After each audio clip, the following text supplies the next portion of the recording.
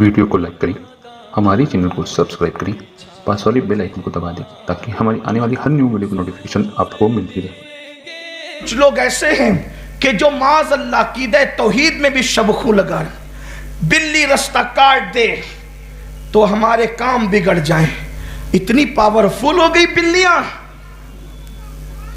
اتنی طاقتور ہو گئی بلیاں کہ وہ آپ کا کام بگاڑ سکے۔ پھر کام بگاڑنے کے لیے آپ کو کسی کو کچھ کرنے کی ضرورت ہی نہیں، 10-20 بلیاں پال لیجئے، جو نکلے اس کے آگے بھجا دیجئے، سب کے کام بگڑتے رہیں گے۔ انا للہ و انا الیہ راجعون۔ جو مذہب تہمات پرستی کو مٹانے کے لیے آیا تھا، اس مذہب کے ماننے والے تہمات پرستی میں مبتلا۔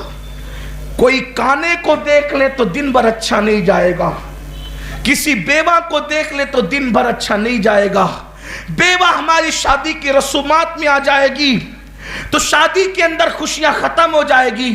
میرے آقا صلی اللہ علیہ وسلم کے غلاموں، اگر کوئی بیوہ منحوس ہوتی تو اللہ جانے کائنات کو کسی بیوہ کی گود میں پیدا نہ فرماتا۔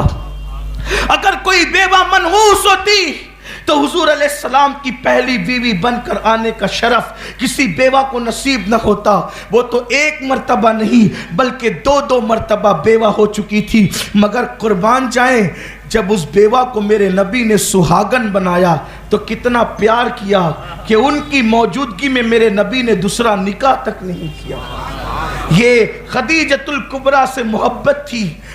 کائنات ان سے عشق کرتی ہے اور ان کا عشق جان ایمان ہے، لیکن وہ بھی تو کسی سے پیار کرتے، وہ بھی کسی سے پیار اور کتنا کیا کہ ان کی موجودگی میں دوسرا نکاح نہیں فرمایا، اور جب تک وہ حیات رہی دوسرا نکاح نہیں کیا، اور جب وصال ہو گیا تو پھر ازواج مطہرات کی کثرت تھی، ان کے درمیان بھی خدیجۃ الکبریٰ کی منقبت بیان کی جاتی تھی، سیدہ خدیجہ کے مرتبے بیان کیے جاتے تھے۔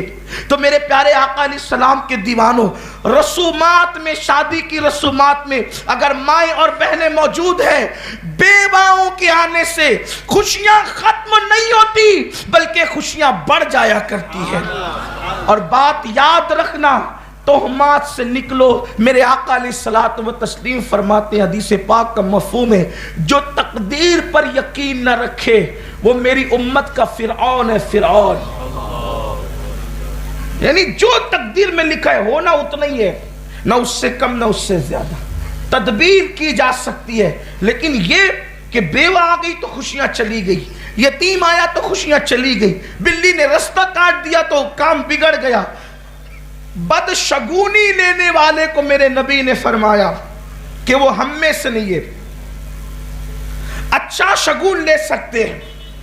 کوئی کام کرتے وقت ہرے درخت پہ نظر پڑ گئی تو کہا کہ اچھی تعبیر ہے، اچھا لے سکتے ہیں، اس لیے کہ اللہ کا اعلان ہے، میرے بندے میرے ساتھ جیسا گمان کرتے ہیں میں ان کے ساتھ ویسا ہی فیصلہ کرتا ہوں۔ تو اللہ سے اچھا گمان کرو، ہار کا گمان کیوں کرتے ہو، جیت کا کرو۔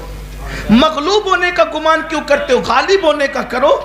دعا کے رد ہونے کا گمان کیوں کرتے ہو، قبولیت کا کرو۔ ناکامیوں کا گمان کیوں کرتے ہو، کامیابیوں کا کرو۔ مرنے کا گمان کیوں کرتے ہو، جینے کا کرو۔ بیماریوں کا گمان کیوں کرتے ہو، شفا کا کرو۔ غربت کا گمان کیوں کرتے ہو، دولت کا کرو۔ اچھا گمان کرو، قدرت کے فیصلے اس کے مطابق ہوتے ہیں۔ مجھے ایک واقعہ یاد آیا کہ کچھ لوگوں تہمات پرستی میں اتنے ڈوبے اب تک نہیں نکلتے، اس سے عقیدہ توحید پہ ضرب پڑتی ہے۔ لا یضر مع اسمہ شیء فی الارض ولا فی السماء، کوئی زمین اور آسمان کے اندر ایسی چیز نہیں ہے جو اللہ کے نام کے ساتھ نقصان دے سکے۔ نفع اور ضرر کا مالک صرف اللہ ہے، فائدہ اس کی مرضی سے، نقصان اس کی مرضی سے۔ من یہدہ اللہ فلا مضل لہ ومن یضللہ فلا ہادی لہ، اللہ جسے ہدایت دے اسے کوئی گمراہ نہیں کر سکتا، اللہ جسے گمراہ کرے اسے کوئی ہدایت نہیں دے سکتا، اللہ جسے نور دے اسے کوئی ظلمت نہیں دے سکتا، اللہ جسے ظلمت دے اسے کوئی نور نہیں دے سکتا۔ کہیں نہ کہیں امت توحید کے معاملے میں کمزور ہوئی ہے، عقیدے کے معاملے میں کمزور ہوئی ہے، تب کہیں جا کر یہ دن دیکھنے پڑے، ورنہ مسلمانوں کا حال یہ تھا کہ اللہ اکبر جدھر رخ کرتے ادھر کے حالات بدل جاتے تھے، جس گلی میں قدم رکھتے بہاریں اتر آتی تھی۔ ایک مرتبہ کا واقعہ ہے، وقت کا ایک بادشاہ اور تاجدار جو تہمات پرستی میں مبتلا تھا، اس کے دل میں خیال آیا کہ چلو شکار کرتے ہیں۔ شکار کرنے کے لیے اپنے گھر سے نکلا فوج پھاٹے کے ساتھ، بہت تہمات پرستی میں مبتلا تھا۔ اس کا نظریہ تھا کہ کوئی کالا دکھے گا تو دن اچھا نہیں جائے گا، کوئی بھینگا دکھے گا تو دن اچھا نہیں جائے گا، کوئی کانا دکھے گا تو دن اچھا نہیں جائے گا۔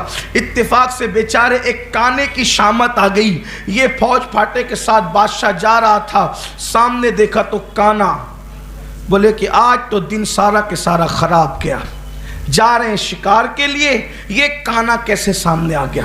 کہ اس بدبخت کو، بس اس بدقسمت کو پکڑو اور اس کو اندر جیل میں ڈال دو، شام کو فیصلہ کریں گے کرنا کیا ہے۔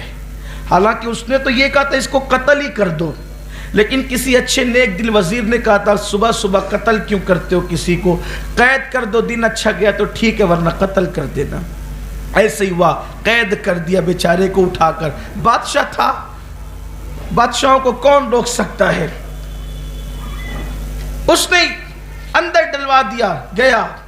خدا کا کرنا یہ کہ اتنے مور، اتنے ہرن اور ایک سے ایک جانور اس دن شکار میں آئے، تو پورے پنجرے بھر کر کے خوب خوشی خوشی آیا۔ آنے کے بعد وہ وزیر نے جس نے کہا تھا کہ بھئی قید کر دو، شام کو دیکھیں گے کیا ہوگا، بادشاہ موڈ میں تھا، خوش تھا۔ اس نے کہا، وزیر نے کہا اب اس کے بارے میں کیا حکم ہے؟ کہا کہ بات چھوڑ دو اس کو، دین ہی اچھا گیا تو چھوڑ دو اس کو۔ وہ آیا اور اس نے کہا میں گھر نہیں جاؤں گا، پہلے مجھے بادشاہ کے پاس لے کر چلو، مجھے بادشاہ سے دو بات کرنی ہے۔ بادشاہ کے پاس گیا لے کر کے، کہا بادشاہ سلامت کیوں چھوڑا، قتل کراؤ؟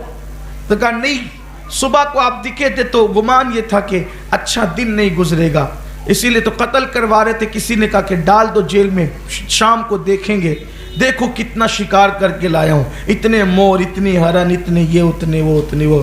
کہ اگر جان بخشیے تو ایک بات کہوں، آپ نے مجھے منحوس کہا تھا نا، کانا دکھا تو آپ نے مجھے دیکھا تو آپ کا دن اتنا اچھا گزرا کہ سارے پنجرے جانور سے بھر گئے، لیکن صبح صبح میں نے آپ کو دیکھا تو پوری دن جیل کی ہوا کھانی پڑی۔